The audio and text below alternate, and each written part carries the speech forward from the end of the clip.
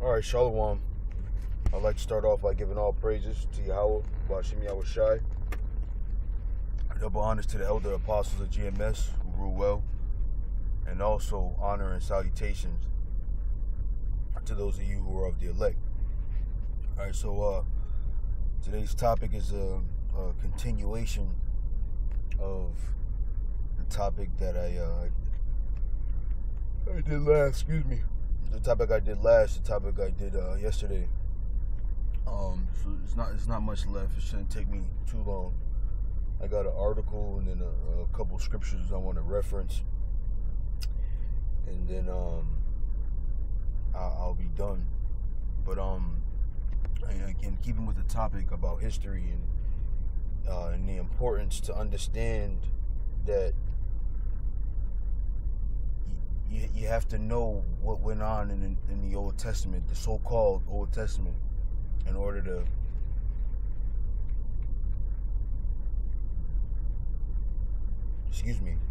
to understand what's going on in the New Testament.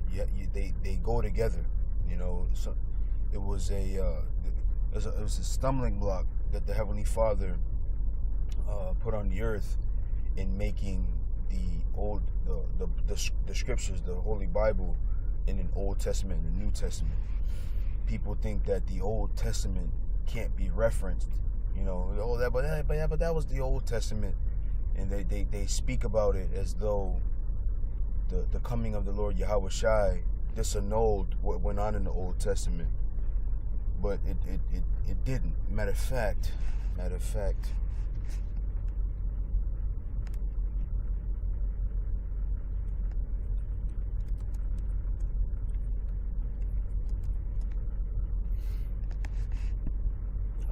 What's the scripture?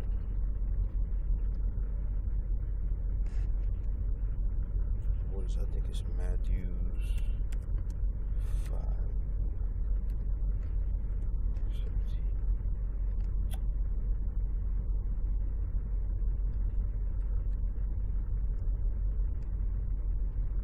Yeah. This is Matthew 5:17. It says, Think not that I am come to destroy the law or the prophets. I am not come to destroy, but to fulfill. You see, this is the Lord Yahweh Shai speaking.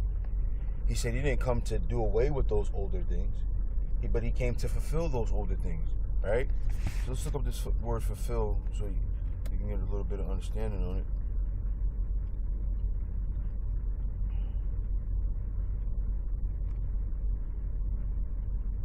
Okay. It says to make full, to fill up, i.e. to fill to the full, to cause to abound, to furnish or supply liberally. I abound, I am liberally supplied. To render full, i.e. to complete. See? To fill to the top, so that nothing shall be wanting. To full measure, fill to the brim. To consummate. Okay? All right, let's see. To carry into effect, bring to realization, realize. To make complete in every particular, to render perfect, carry through to the end. You see, so he said he came to finish these things, man, to complete these things. Okay. So he didn't. Like I said, they take the New Testament, or they take the coming of the Lord Yahweh Shai as though it disannuls or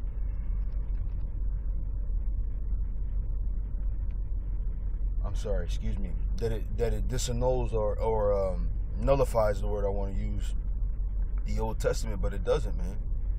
His coming fulfilled the Old Testament, right?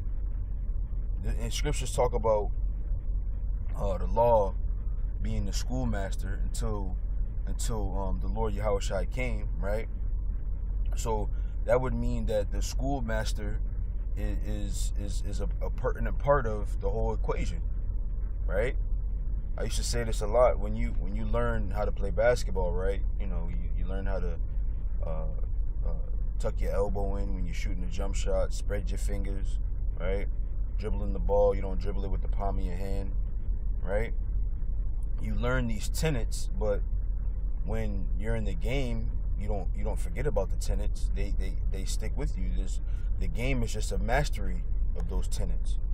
Okay, so the Old Testament and the coming of the Lord Yahweh Shai are one and the same, or the Old Testament and the New Testament are one and the same, right?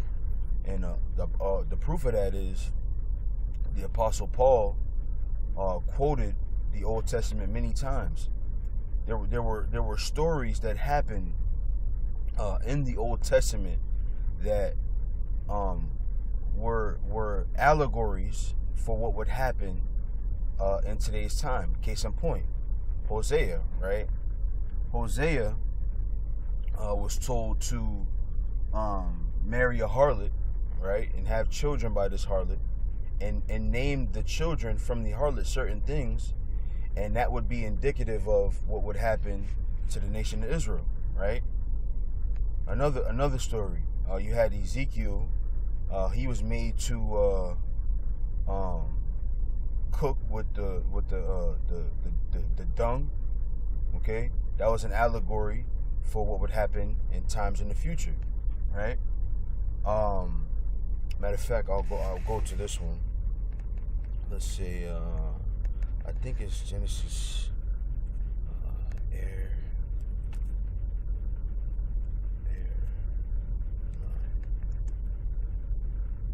Sometimes I know the words, but I don't know. Here it is, right here.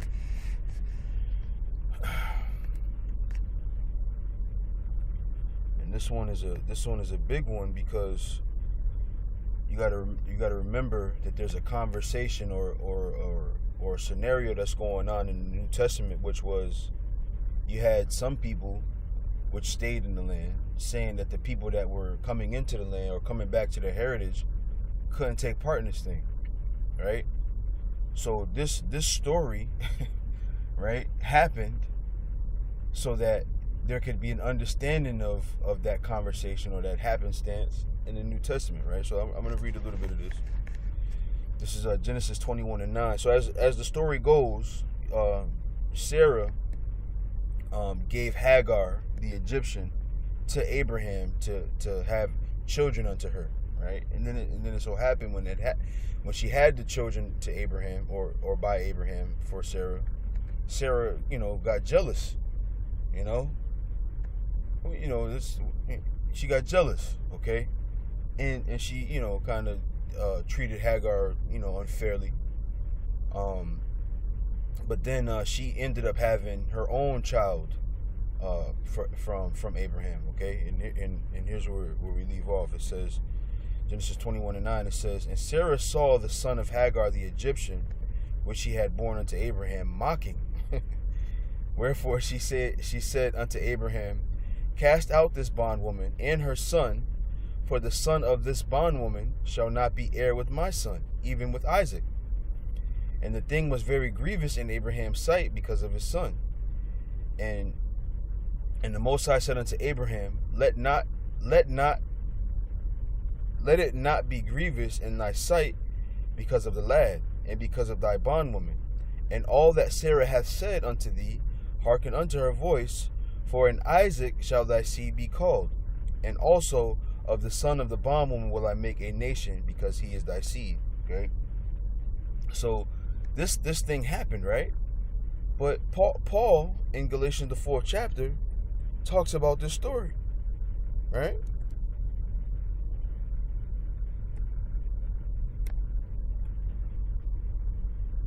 Okay, I think I want to start at 21. Okay, it's Galatians 4:21. He says, tell me, ye that desire to be under the law, do ye not hear the law? Right, because what was happening? The people that were keeping the laws or stayed in the land and kept the heritage, so to speak, what were they saying? They were saying, those niggas, so to speak, they can't come back into this thing. They can't take part in this thing. They like heathens. They're living their lives like heathens. They're keeping the customs of the Greeks. They're dressing like the Greeks. They eat unclean food, and they ain't coming in here. They ain't gonna eat in my house. They had that kind of they had that sentiment. So here's what Paul said in response to that attitude. Tell me, ye that desire to be under the law, do you not hear the law?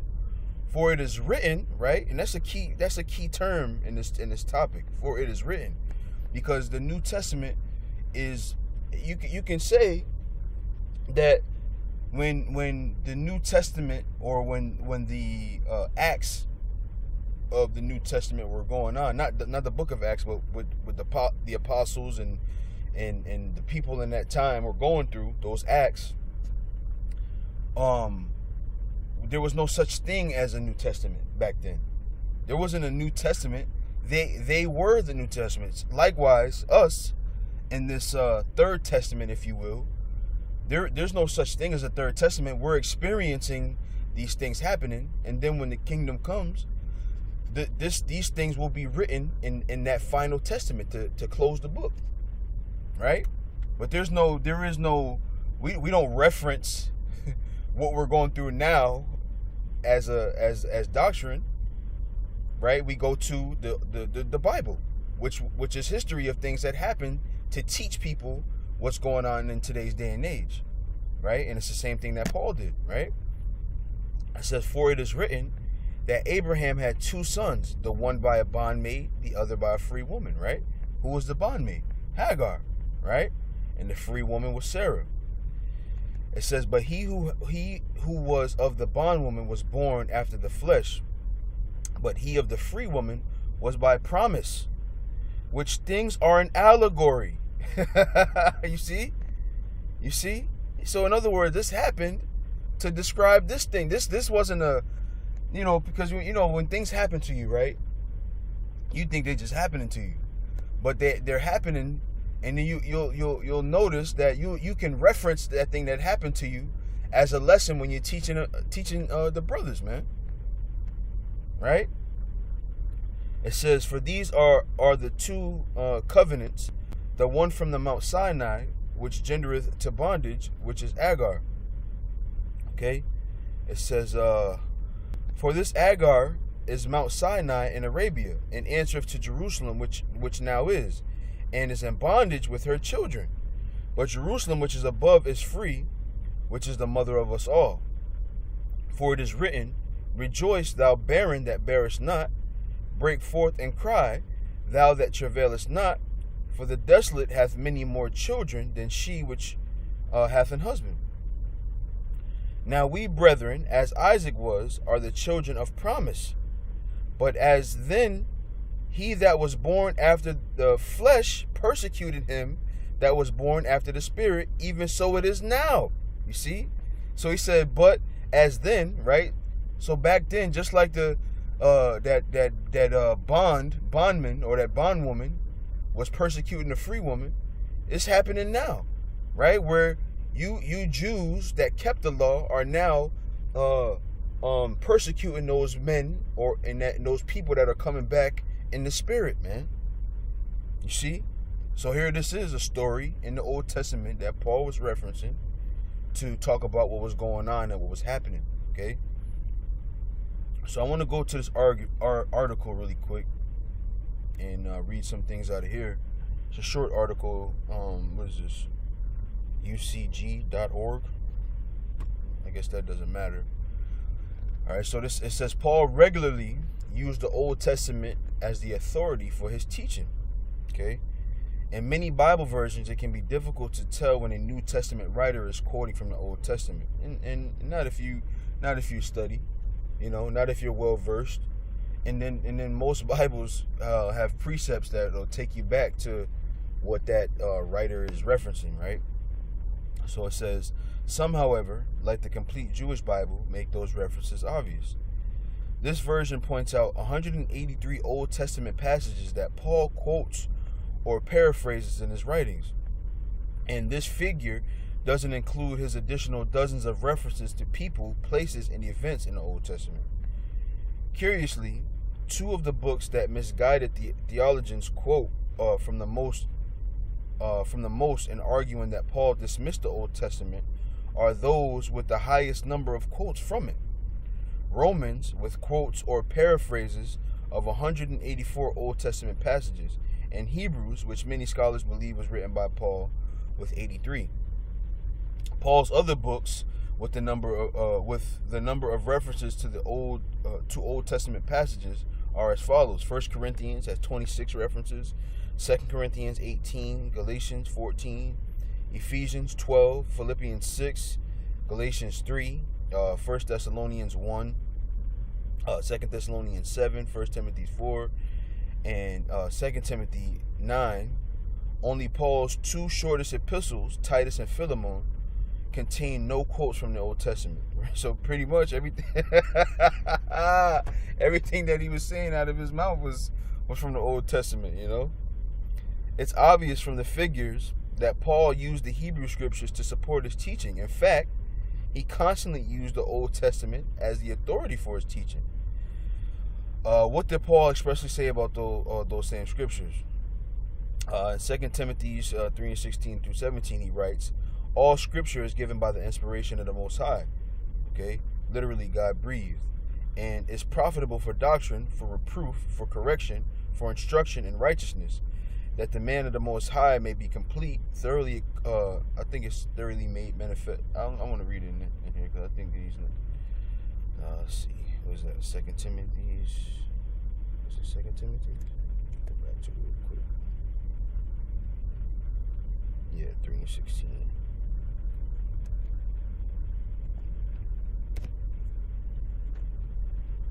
Okay, this is 2 Timothy 3:16. All scripture is given by inspiration of the Most High and is profitable for doctrine and reproof, for correction, for instruction in righteousness, that the man of the Most High may be perfect, thoroughly furnished unto all good works. Okay, so, and he believed in this, right?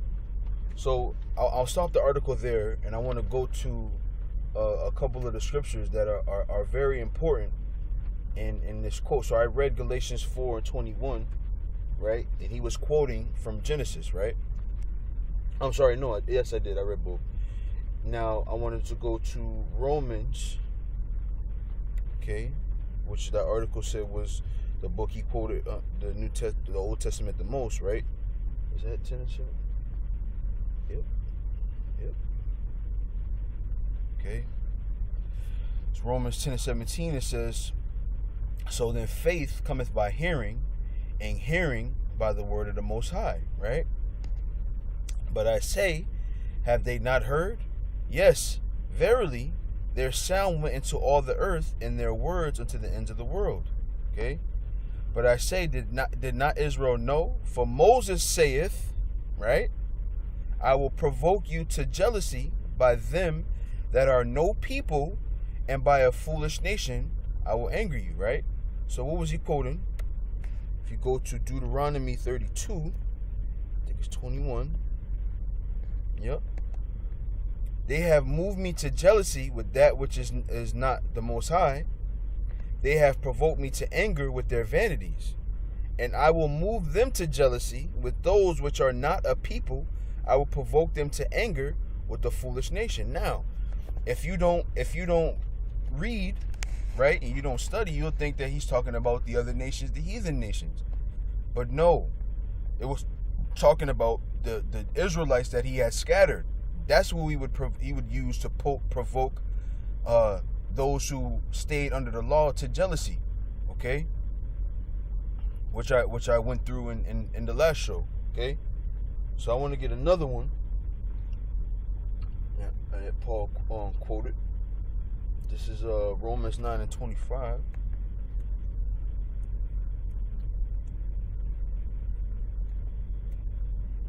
And this one is key to understanding that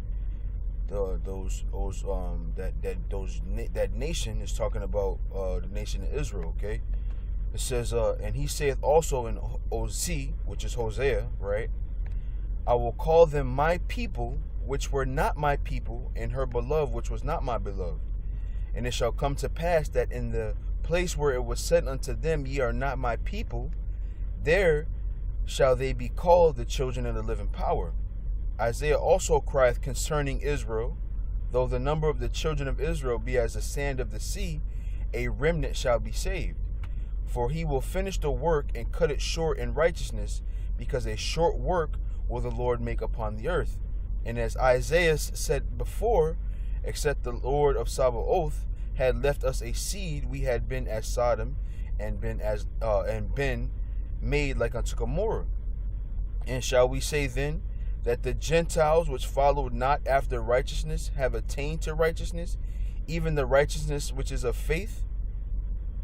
But Israel, which followed after the law of righteousness, have not attained to the law of righteousness. Wherefore, because they sought it not by faith, but as it were by the works of the law, for they stumbled at the stumbling stone. Okay, so let's go to this in Hosea, because this is what he was quoting. Okay, he says, let's see, let me get right to the point. Okay, I'll start at 6, and it says, and she conceived again and bare a daughter, and the Most High said unto him, call her name Leruhamah, for I will no more have mercy upon the house of Israel, but I will utterly take them away. But I will have mercy upon the house of Judah, and save them by the Lord their power, and will not save them by bow, nor by sword, nor by battle, by horses, nor by horsemen. Now when she had weaned Leruhamah, she conceived and bare a son. Then said the Most High, call his name Lo-Ami, for ye are not my people, and I will not be your power. Yet the number of the children of Israel be as the sand of the sea, which cannot be measured nor numbered. And it shall come to pass in that place where it was said unto them, ye are not my people, there it shall be said unto them, ye are the sons of the living power. Right. So who is this talking about? Right? He said he would cast them away first, and then he would call them the sons of the living power, in that place where it was said that they weren't the children. Right? So the Old Testament is important, man. The Old Testament and the history of the Old Testament is important to understand what went on in the New Testament. Okay? All right, so with that, I hope that was edifying. I want to give all praises to Yahweh Ba'Shem Yahushai, and thank Yahweh Ba'Shem Yahushai for allowing me to take part in this truth, allow me to continue to fight for my place. Also, double honors to the elder apostles of GMS, and honor and salutations to those of you who are of the elect. With that, I say shalom.